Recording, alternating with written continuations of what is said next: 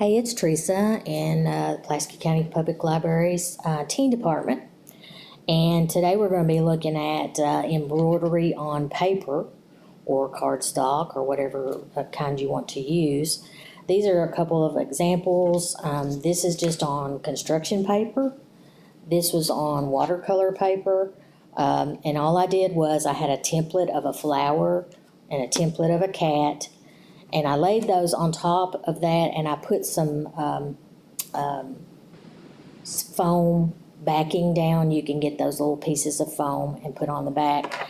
And then all I did was I went around the picture and made the holes, and I used a seam ripper, which worked really well to go so that it puts a hole through the paper.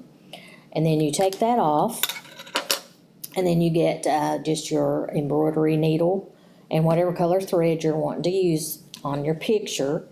And then what you're going to do is go from the back. I started in the back, and you pull up. And if you have a little bit left, I just used tape. But, if you know how to tie it off or anything like that, that's good. So, and then I just went by the picture and done my embroidery back and forth. And then I went back through and done another one, so it was more of a single line, so it covers the other gaps. And for the ears, I just went back and forth. You can do that however you like.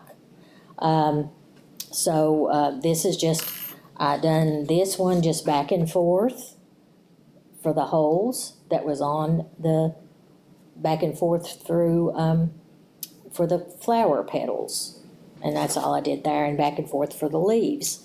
So it's very simple, easy to do, and you just use any template you want, or picture. You can draw you a picture if you want on there on a piece of paper, and then lay it on your whatever paper you're wanting to use, and you can do that template as well. So it's a very simple, easy activity. Thank you.